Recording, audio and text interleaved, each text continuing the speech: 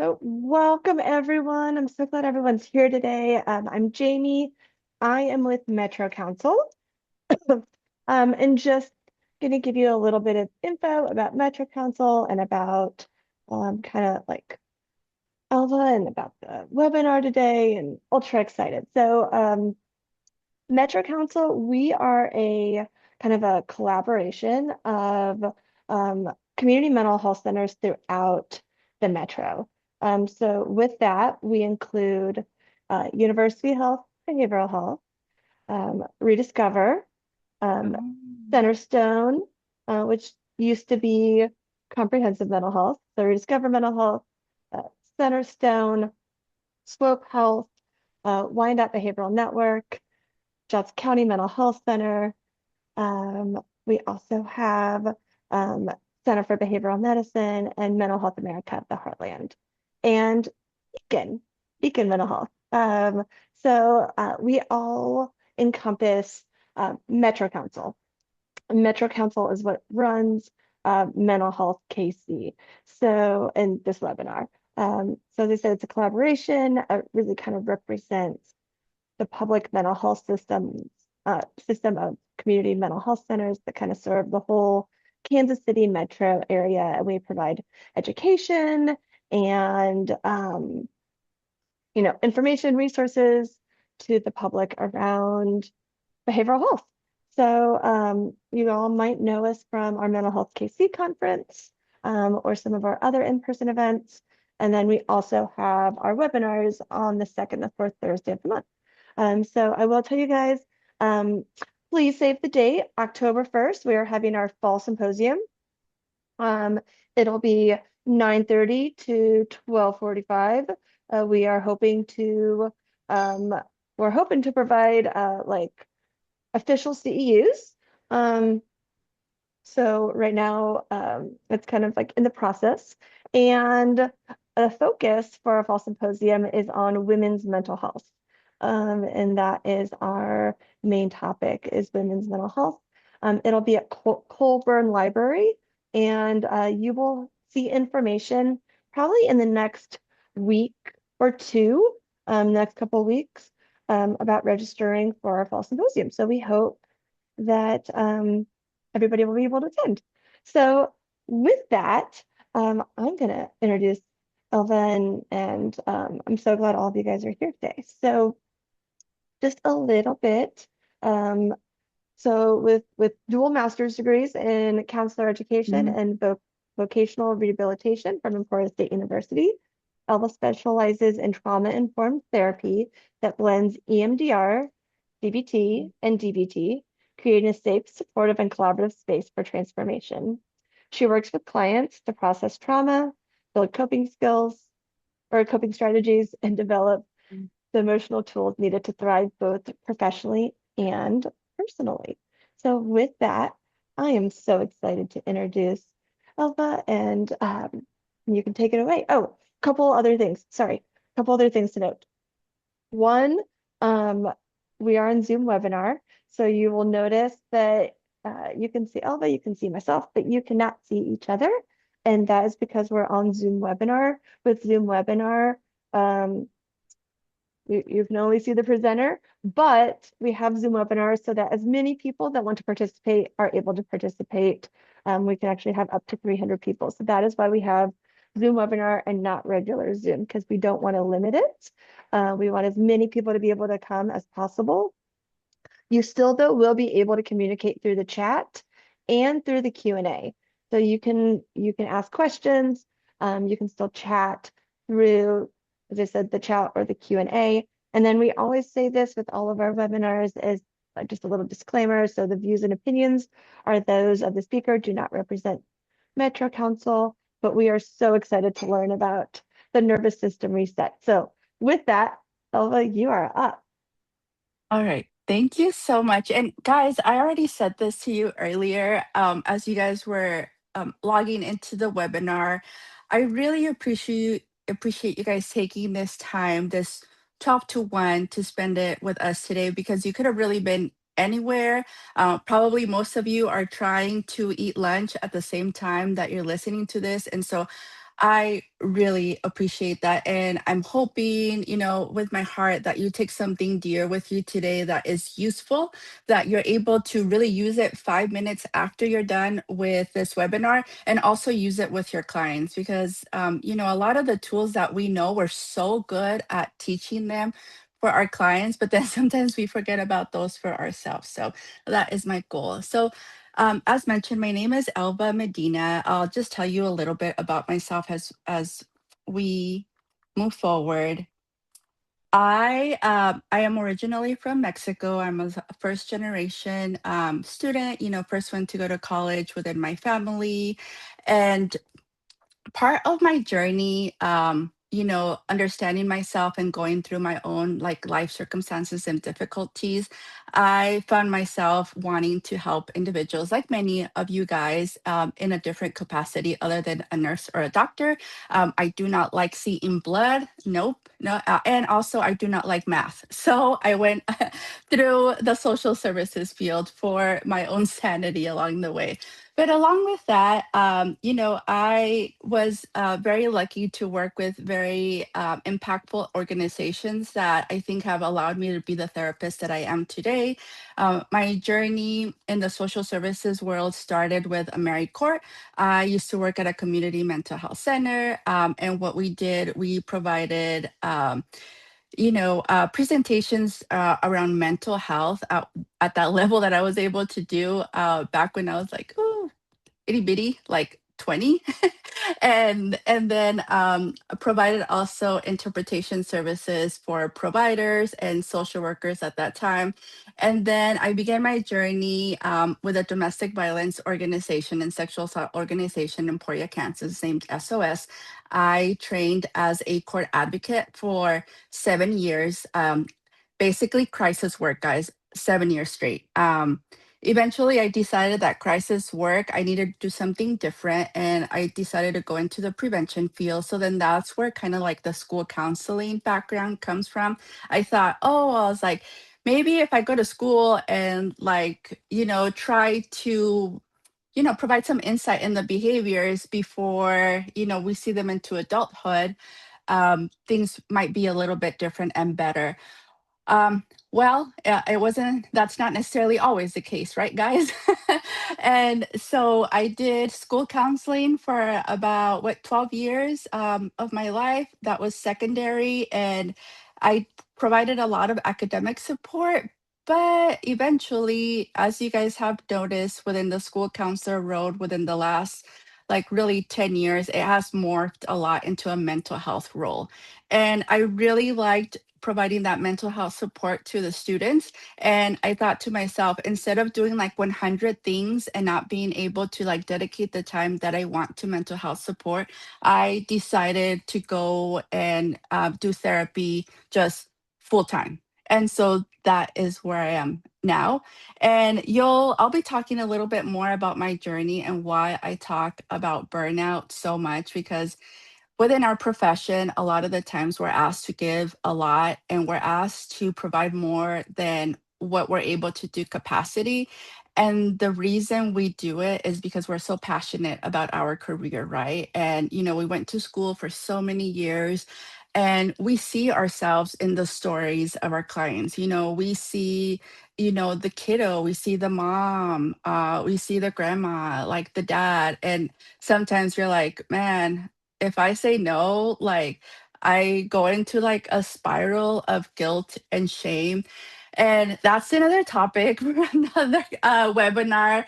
But these are some real answers that sometimes like we have to ask ourselves, like what is it behind me not being able to hold some boundaries in the way that I should to make this job that I love sustainable for myself. So what I'm going to ask you to do, if you could please take a minute to just check in. Coming the school folks that are here, coming from an educational background, assessments for myself are a thing. So meaning like I like to grade myself on the way that I educate people on this information.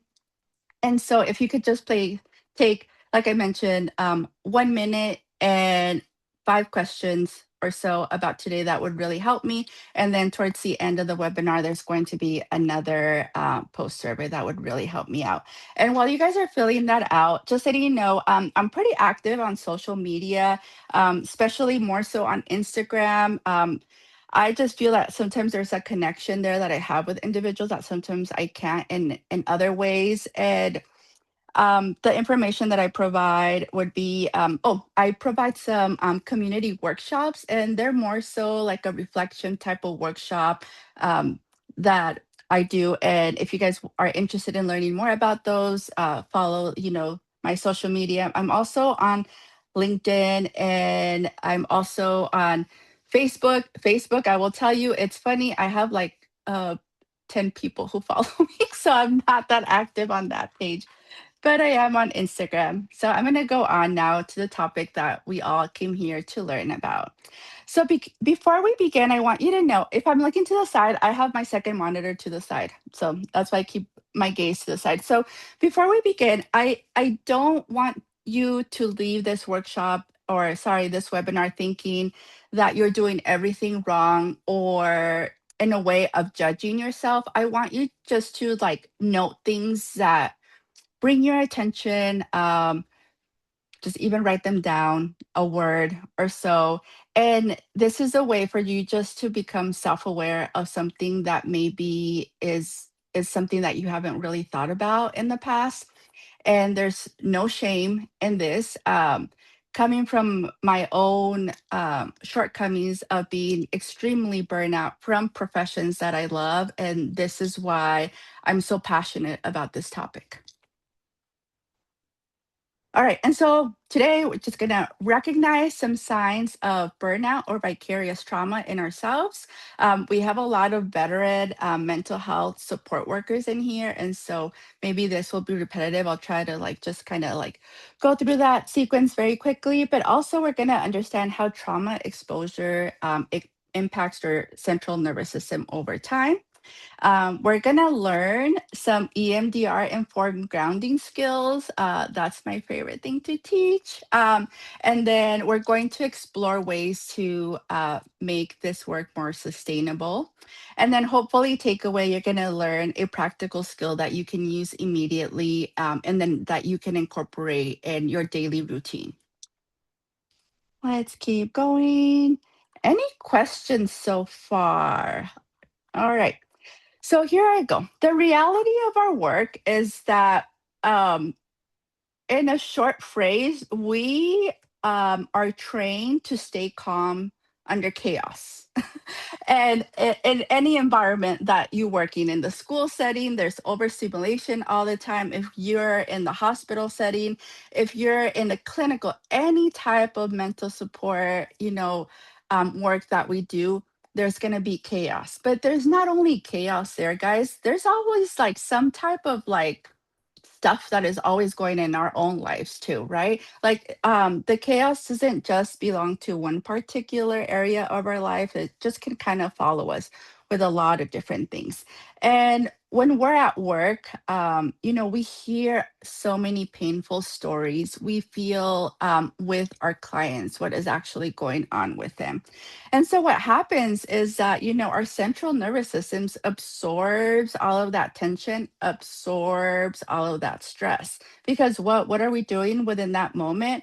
We're training ourselves to be calm, kind of like almost like numbing ourselves to be like, okay, I cannot be reactive. Like I can't like freak out like the way I want to with like a certain disclosure that is being said to me. And I have to maintain calm, because if I maintain my calmness, this client will be able to like further disclose what they need to tell me within that minute or seconds. Especially, those that work with children, how important when a disclosure is about to happen about abuse or anything like that, like there's where we continue to use our skills and maintain our peace and relaxation so that the client feels comfortable continuing to sharing their trauma with us. Here we go. All right. And so with continued exposure to trauma, what happens to our body? And so there's two different ways that I can explain this. So burnout in the way is chronic workplace stress that can lead to exhaustion, or you become cynical, Or also it's it's just a way, it's another coping way that happens within our system, within our body, just because the work that we do is super heavy. Now, vicarious trauma is the internal nervous system change with repeated trauma exposure. So, repeated trauma exposure, what am I talking about? Like crisis work. You're working in the hospital setting. You work in ER. I see you work as a mental health advocate. Any type of crisis work, or like I mentioned, any type of service field is going to kind of tick into that within us. And so, what are some of the symptoms that we're seeing? So, we're going to see hypervigilance. So, meaning like you're always watching your back, you're always kind of thinking like, oh, something wrong is going to happen. Like, I'm just going to wait for it because I know something wrong is going to happen.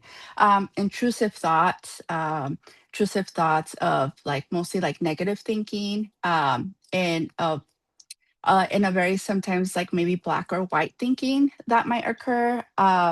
Emotional numbing. And I think when I talk to a lot of professionals, sometimes that's where they're at. They're like, Elva, like I've seen so much that sometimes I'm just numb now. Like I don't feel like anxious anymore. I don't feel sad. I'm just and this is like exactly the visual that I see. I'm just like they're like I'm just there going through the motions because it's just too painful to really feel what is really happening. All right. And then so I've kind of talked already about this. Why is the nervous system, what happens with the nervous system stays activated? So I already talked about the crisis exposure that happens within our profession, and then how high stakes signal danger in our nervous system. So high stakes signals in our nervous system mean like what becomes activated within ourselves that then is our own trauma response to danger. So, for example, you guys have heard of the fight, flight, or fawn. And I will say that sometimes for a crisis response, like fighting is necessary, guys. Like fighting in the way of like taking care of a situation, right? Like, and I'm not saying like one way or another way is the correct way to do it, but also like understanding that those things happen for a reason and there's ways that is keeping us protective one way or another. So for example, I'll give you my own example in a school, and within the school, you know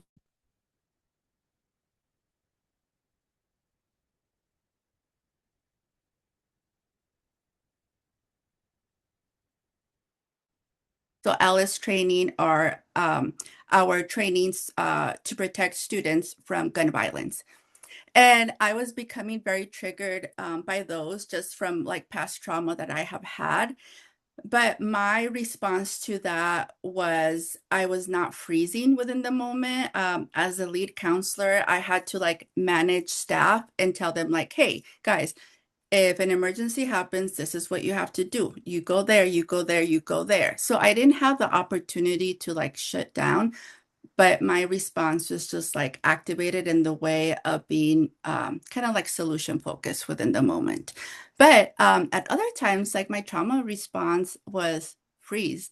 Like a trauma response, you're like, Elva, like, what are we supposed to do? And I remember just kind of like being within my body and saying, like, oh shoot, like I forgot. And like I'm all like, okay, I need to snap out of this.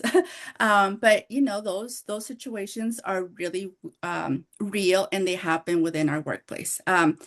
As I gave you an example of my own nervous system activation, what happened? So, what happens when I feel an activation? So, my heart starts pounding. There's muscle tension. So, like, I get really tense. What happens within myself is that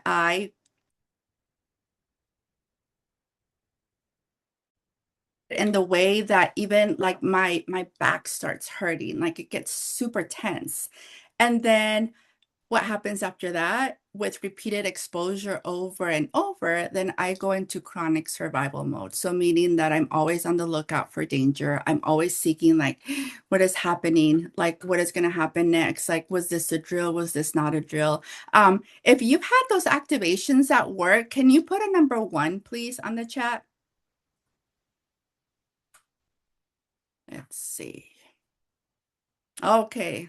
Yes. Very common, right, guys? Very common activations that have occurred for us. And so, as some of you guys are aware of those activations happening to us, um, in the workplace, remember our stress response is connected to our central nervous system, so our brain, body, and behavior. So, one of the struggles that I personally had to overcome is like, how do I not come home activated to my family after like a very stressful day? Like, how am I present with my family? How am I like, the mom that my daughter needs, or an attentive wife to my husband with whatever he has going on. And so, or even within myself, like how do I show up for myself? Because there was a time that, guys, I would come home and I was like drained, done meaning like done, like I had to go to sleep because it was just so exhausting. And I'm sure that most of you guys have had a day like that as well. So let's go on to, kind of went over that already. Physical and emotional signs. So there's going to be some behavioral patterns that you'll find out for yourself if they need attention. And so physical signs and emotional signs would be trouble sleeping. Let's be honest, guys. How many of you guys are having trouble sleeping right now? Put a 2 if you're there. I was just like, yes. Okay, thank you, thank you. How many of you guys have a really hard time turning off your brain, meaning your work brain? Let's put another 2 if that happens to you occasionally. Okay, thank you, thank you, thank you, thank you, thank you so much. All right, let's go move on to the next part. How many of you guys have been told, and if Metro Council is your employer, like I know that she said like these are the speaker views or so, but what I want to say is sometimes, organizations have the best intention in offering self-care, but sometimes there's not a plan for self-care or time for self-care or regulation in the workplace. So I want you to know that although there are responsibilities within ourselves to create some healthy boundaries around the workplace, sometimes there's some organizational systemic policies that don't allow for that self-care to sometimes even take place, or for ourselves to provide that central nervous system regulation. And so that is also a systemic change that, as professionals, we have to like look into and figure out like, like, is this the right place for me or not? And that's a decision, that you eventually have to make. So what I'm referring within myself or self-care is like, guys, if you're running like 24/7 mental health support, a bubble bath is not going to cut it. Like, or a Friday pizza party. Like, everybody appreciates like being fed at work, but like, no, like a pizza party, especially in the school place, is just like, oh, okay, like everybody has to work late here tonight. Like, here's pizza. And I was like, dude, like I've been working like a 12-hour shift. I just want to go home, right? um, and so all those self-care, thank you. I appreciate the emojis because I love engagement. So I appreciate that. Thank you so much. But yes, so self-care is just an act of supporting your recovery. And I will tell you something about self-care, guys. No one is going to get on your calendar and schedule self-care for you. This is something that you have to be diligent and do it yourself. I like to share a story of one time. I had a client who like requested an emergency support session, and like I work in trauma, and I'm thinking like, oh my gosh, like I'm thinking worst case scenario, guys. I'm just like, oh my goodness. Um, like what has happened. And so I start having a dialogue, and she's just like, Elva, like, give me your list of like 100 things that I can do for self-care. And I was just like, okay, so, I had to take a step back and I was just like, hey, I was just like, well, I was like, and this is part of the self-trust work that I do with clients as well. I was just like, hey, I was like, well, you know what to do. I was like, you know the things that you like, you know the things that bring you joy. Let's go back to the list. So, for example, like some people like gardening, some people like having a tea or having coffee with a friend, or some people like to go on a walk. And so I brought up things from a past session when we had explored these ideas. And I was just like, hey, I was just like, have you done anything for yourself? And she literally looked through her calendar and she's just like, Elva, she's just like, I haven't done anything for myself within the last month. Like, I'm just noticing that. And so that's why she was so dysregulated beyond, you know, where she needed to be, because she had noticed that she had been going like 100 within the last month. And so part of this session, guys, what we did literally, and this is part, like if you work with clients, like you don't think that this is like a waste of time, like going with them within their calendar, saying like, hey, like let's schedule some time where you can journal. Let's schedule some time, even if it's 15 minutes, like go out on a walk. You don't have to think like self-care is doing something for hours and hours. No, it starts by little increments. So part of the session that we did together, it was just her scheduling time for herself. So I'm going to leave that with you as well, that I took with me, and I say that no one is going to schedule this for you. You have to do it for yourself. The same with learning regulation. I know all of us have probably like been taught grounding and regulation skills. It's just that we forget to use them because we're always on the go, go, go. All right. And then I'm working with incorporating that myself and those that I work with. Thank you so much, Lindsay, for stating that. Yes, part of our work is also like I I like to be like if I'm going to ask a client to practice, self-care strategies or regulation or goal setting, like I like to be within that moment myself, because sometimes it's easier said than done. No, how many of us have like ourselves like scheduled or had an intention to schedule a goal or a better habit, and we just couldn't follow through because of time or maybe accountability or commitment? If that has been you, can you put a number one, please?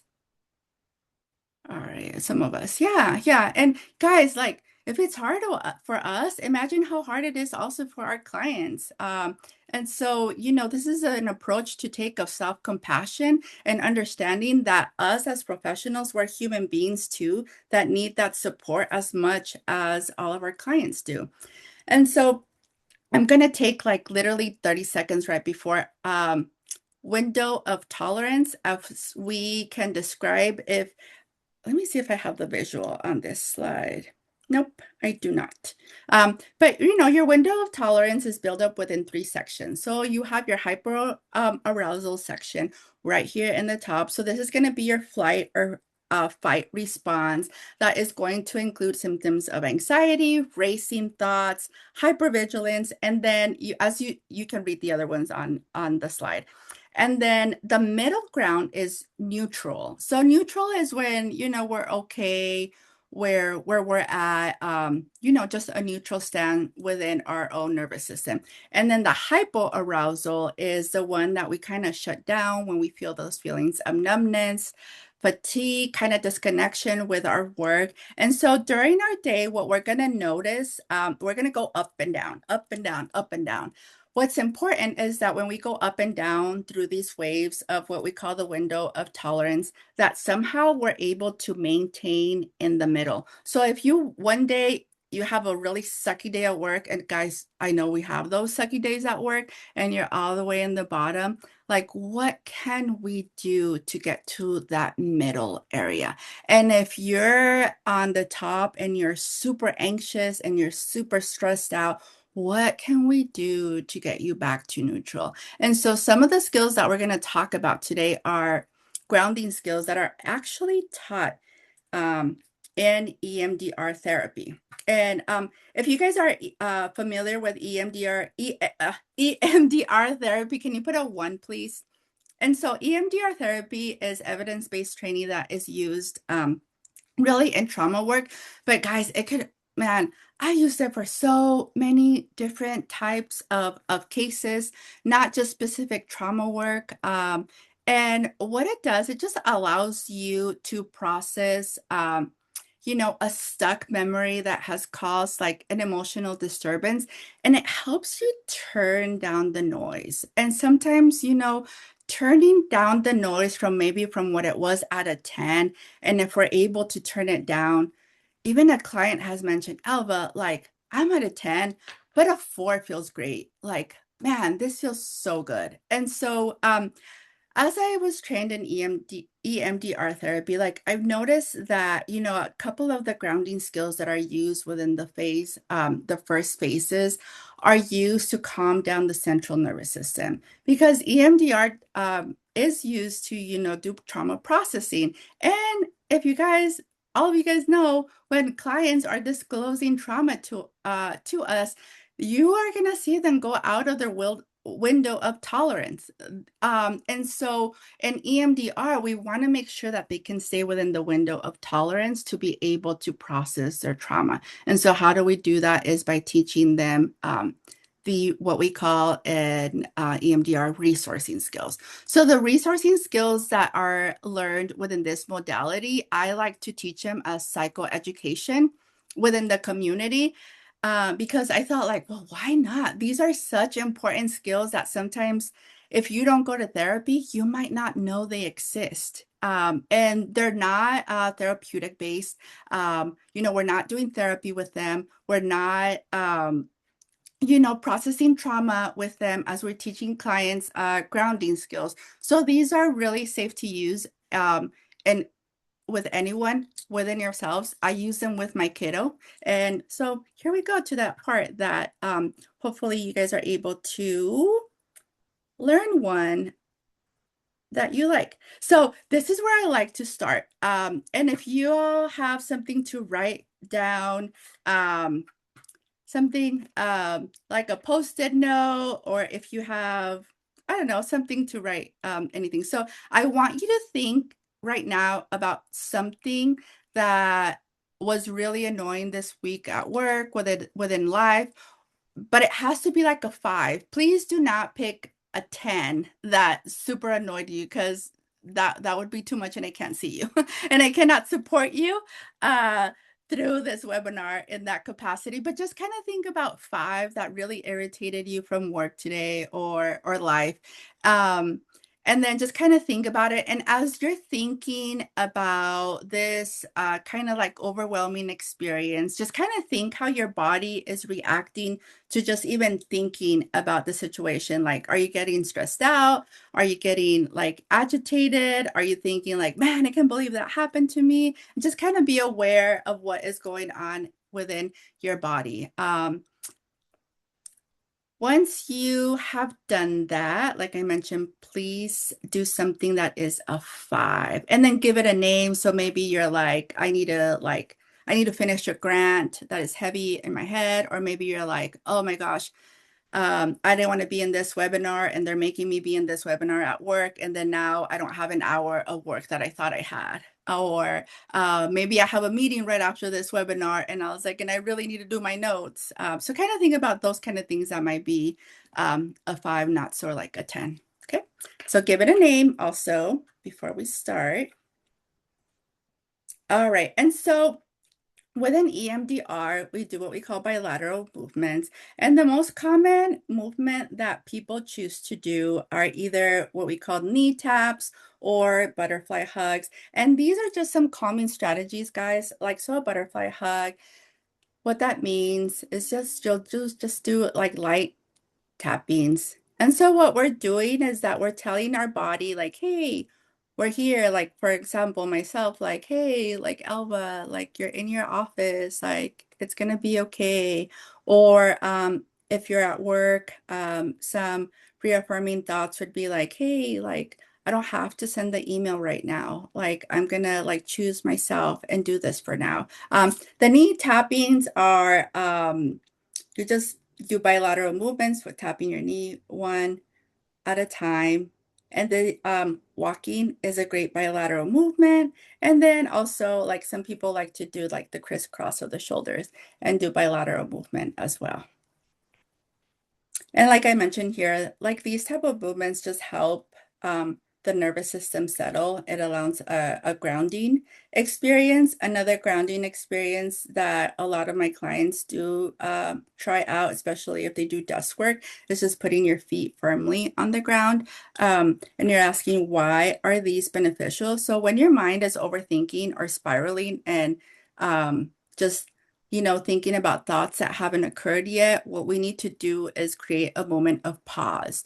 That moment of pause comes from our brain, from us telling our brain, hey, I need you to do something else for me other than overthink. So what does that mean? We pause, we tell our brain, oh, like I want to do like my butterfly taps, or oh, like I want to do my knee taps, or maybe like, hey, I maybe need to go on a little walk for a few minutes and then come back and sit down. All right, so this is one of my favorite ones to use. It's called securing your space. And so this is one that you would use when you're super activated. You might be activated at work, meaning you're stressed out about a certain situation. And one thing about our brains, guys, it's that our brains are wired to keep us safe. Meaning, like our brains are wired to keep us looking for danger. And we got to thank our brain for doing that, right? Like, hey, like, thank you, brain, for helping me keep me alive. But also, like, as individuals, we are not always in danger. Like, for example, today, this webinar, like, I was a little nervous. I noticed like right before the webinar, like my heart was like pounding. I was getting really sweaty within my shirt. And so, my response was just like, hey, like, Elva, like, something's gonna happen, blah, blah, blah. The overthinking could have happened, but I was just like, no, like I'm a human being. And if I mess up, guys, I mess up. Like, like it just happens along the way. And so one of the things that I like to do is securing my space. So within securing my space within my environment, I look for things that bring me calmness and relaxation. So what brings me calmness to myself within this space? My water. Like I look for things that, I was like, if I get thirsty, my water's there. What other thing brings me calmness within around me? Um, my phone. My phone, just knowing that if something happens, if there's an emergency, like, oh, like, yeah, like my phone is there. And that's just like from my school background that I felt like I always, in case of an emergency, I always need to have my phone with me. Because it did happen a lot, right? For those people that work in schools.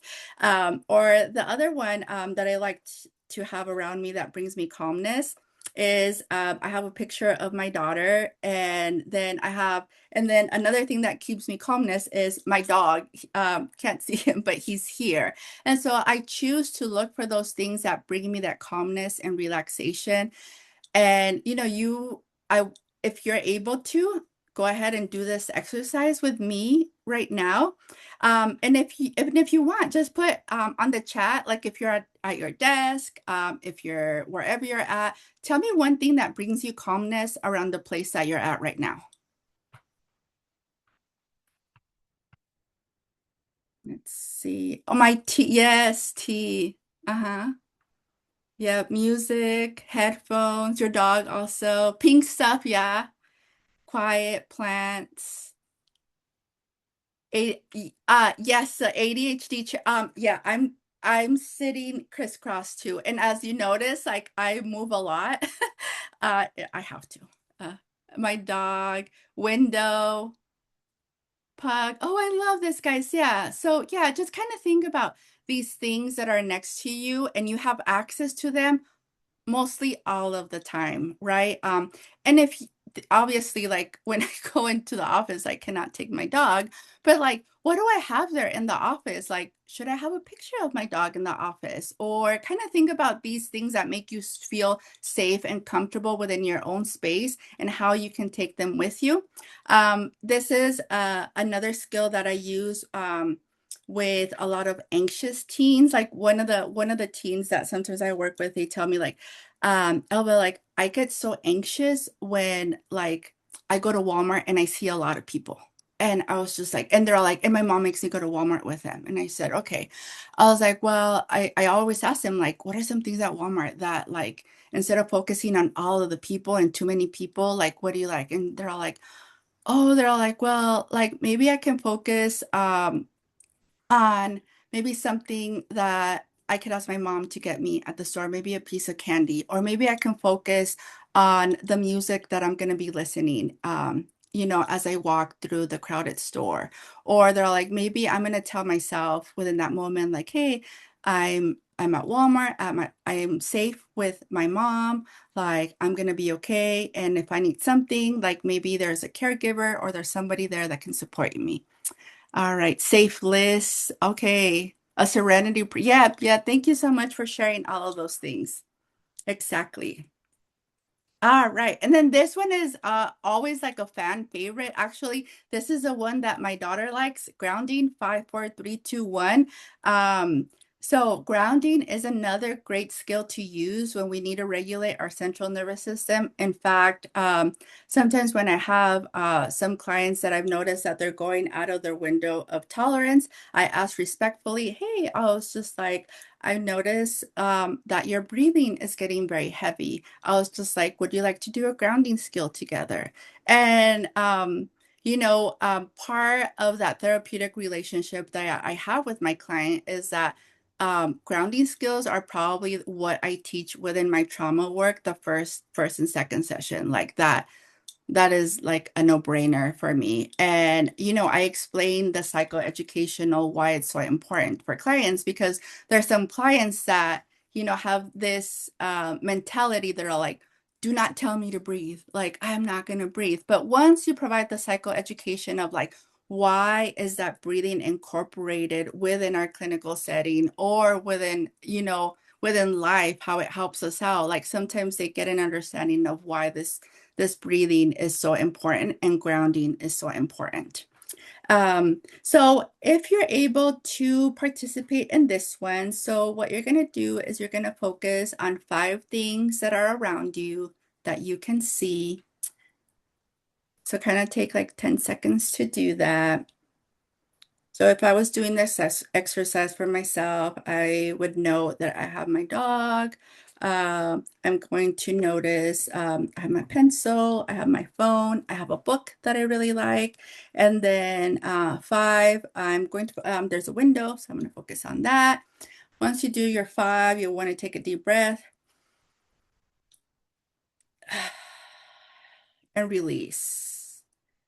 And then 4 things that you can touch. So try to touch 4 things around you. If you're able to move, it would be great. If you are not able to move, I would suggest that you touch things with different texture. So I have like a little towel here that I can touch. I have my clothes that is a different texture, my desk, again, my water bottle, those are my 4. And then 3 things that I can hear. There's not a whole lot of noise in my house right now, and I did that on purpose. Uh, and luckily my dog is cooperating and not barking because he is just a little puppy. But I could hear the air and I could hear my voice and I could hear like my bracelets like jingling. And then 2 things that will we be able to? Yes, they are recording this, and also I do have a prompt towards the end. If you want these slides, I can send them to you because I feel like they're just so helpful, right, when you're in the moment, or if you need to provide this psychoeducation to your own clients. I already did the work. You don't have to reinvent the wheel. It's there, and we're in this together to help each other out. and then one thing that you can taste. So I ate a chicken nugget that my daughter had for lunch, and so that's the taste that I have in my mouth. And you'll have to do some deep breathing after this prompt too. So go ahead and take a deep breath. And then just kind of like see how that feels.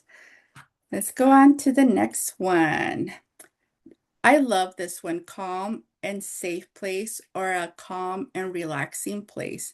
Um, for sometimes when we work with children who are coming from abusive environments, um, what we think would be a safe place might not be there for them. But sometimes maybe there was an adult that made them feel safe one time.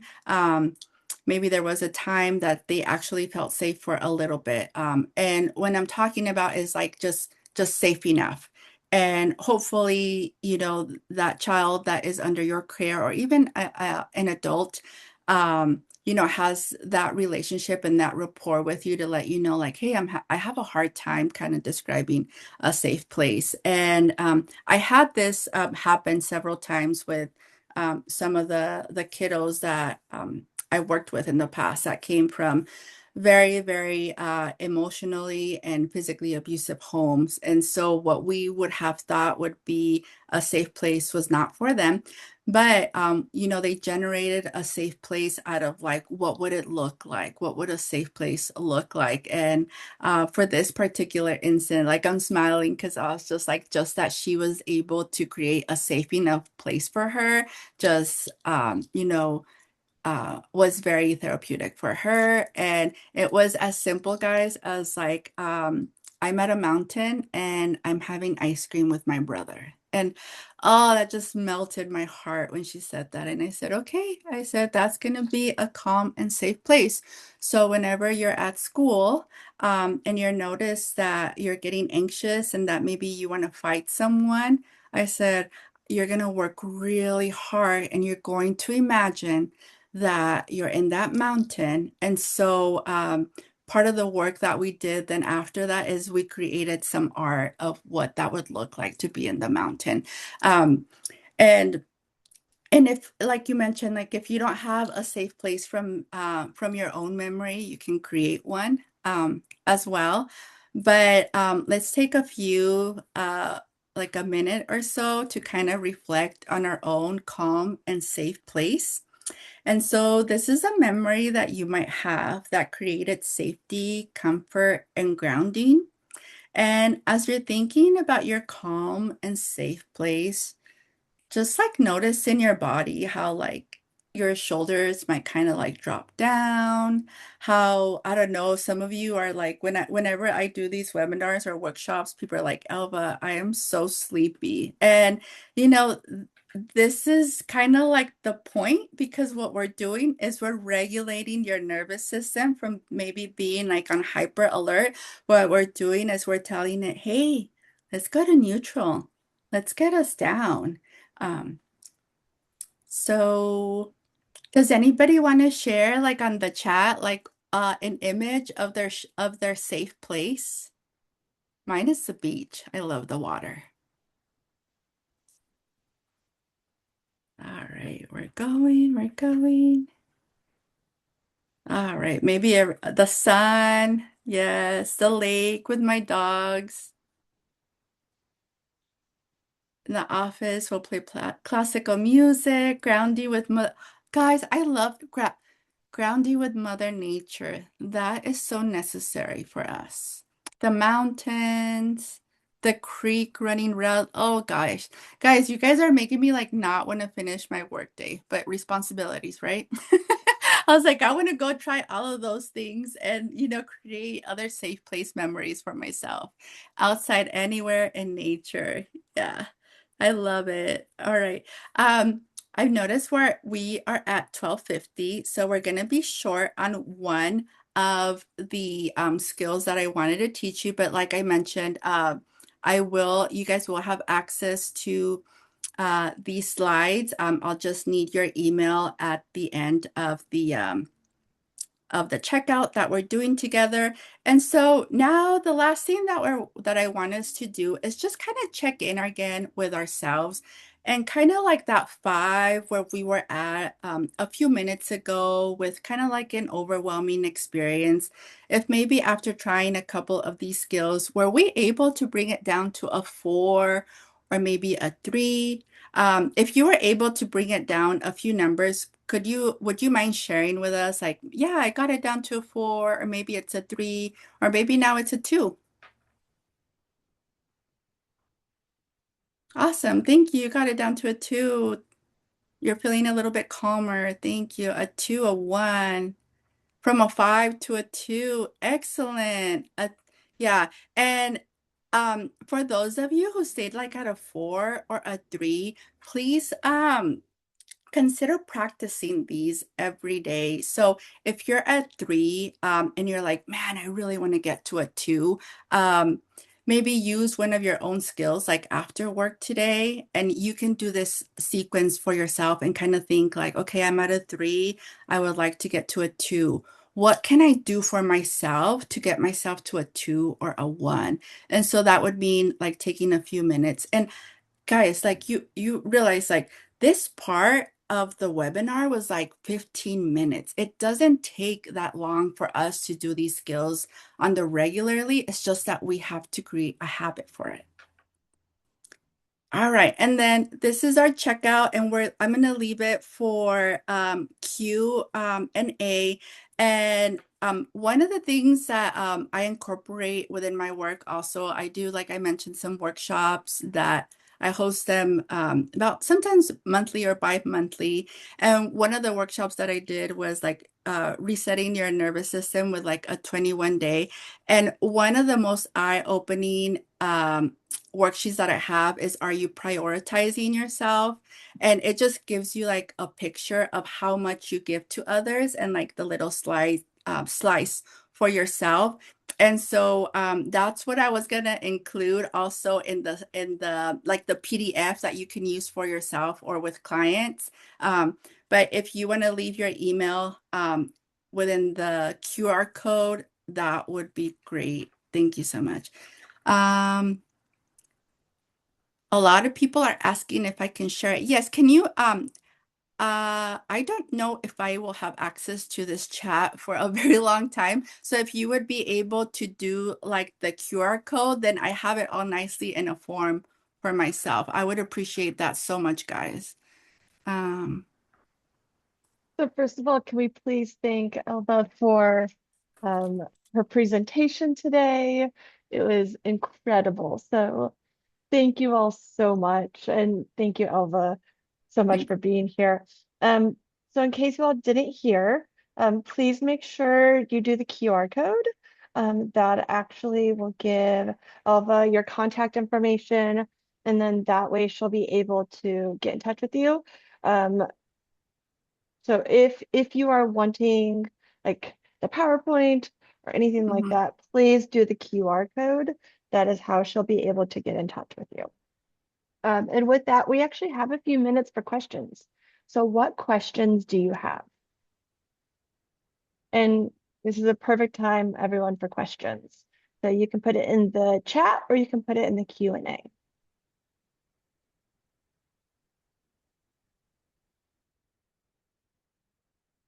Can you add the link? And I'm on the phone. I don't know what that means.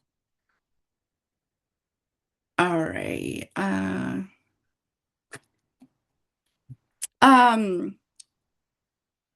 I was going to ask, for those that can't get the QR code to work, is there a transcript of the chat that I'll have access to or not?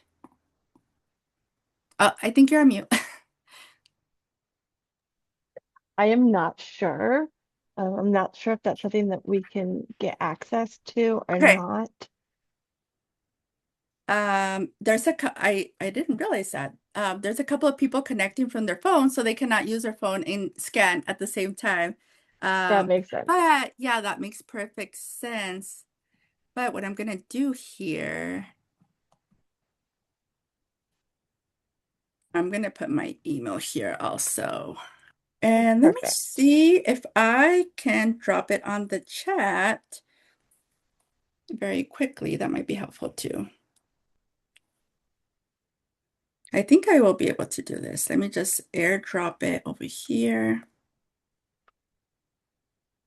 All right. Ah, there we go.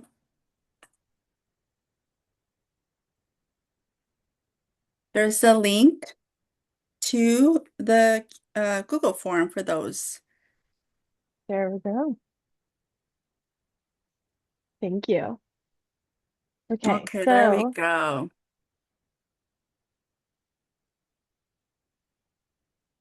for those of you asking about certificate of attendance, we do not give certificate of attendance until the very end of our time together, so right around 1 o'clock. But I'll be posting it in just a couple of minutes. Thank you. Okay, so what questions does everybody have?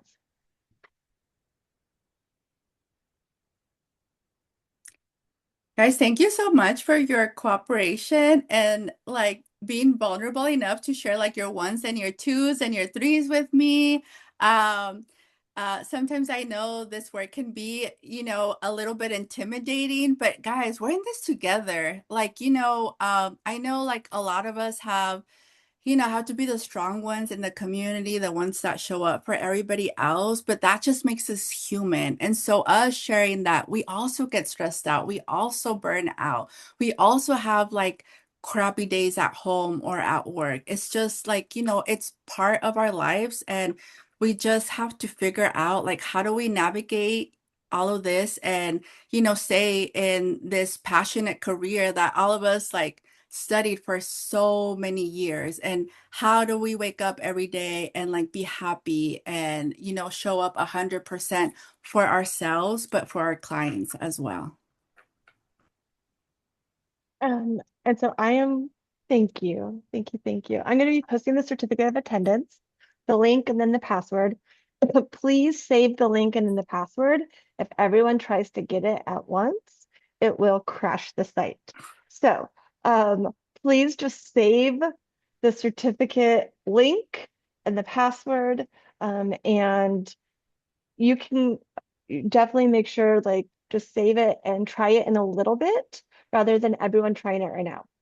If you try it right now, some people will get in, most people will not, and you will question why it is not working. It is working, it's just that it crashes if too many people try to go on at once. So, um, thank you all. Oh, okay, so there's a question. So working Okay. with a teen in severe emotional distress, hold on one second. Okay, Yeah, emotional distress. I told him to there we stop go. and Thank breathe. you. So I would say teens don't like being told what to do.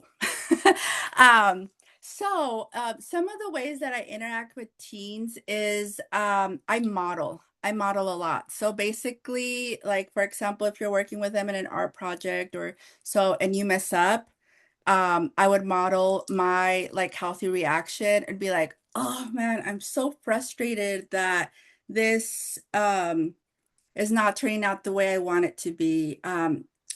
Hey, like usually like what works for me, I like to practice some breathing and sometimes like a big breath, you'll notice that it's going to relax you and the team will be like, no, it's not. Um, but if the teen is into like sports, athletes are always told to practice their breathing. Breathing improves your conditioning and your strength. That's another way to look at it. And also, guys, there's some teens or individuals that might have trauma with breathing. So that's something to look for also because something might have happened that is triggering, a trauma response within breathing. So what are some other things that you can teach them is, pausing within the moment, and maybe they want to do the grounding. So the 5, 4, 3, 2, 1 would be good for them. Or maybe you tell them, hey, like, let's secure your space. What makes you feel safe around here? What makes you feel safe? Or who's a safe person at your school? And what we're doing is we're telling the brain to look for cues for safety.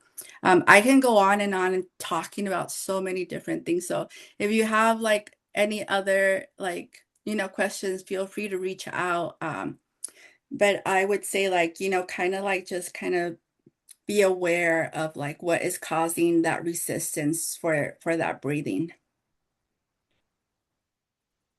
Um, Anything else? Okay, any other questions? Okay, thanks, Elaine. Yeah, keep in touch, Elaine.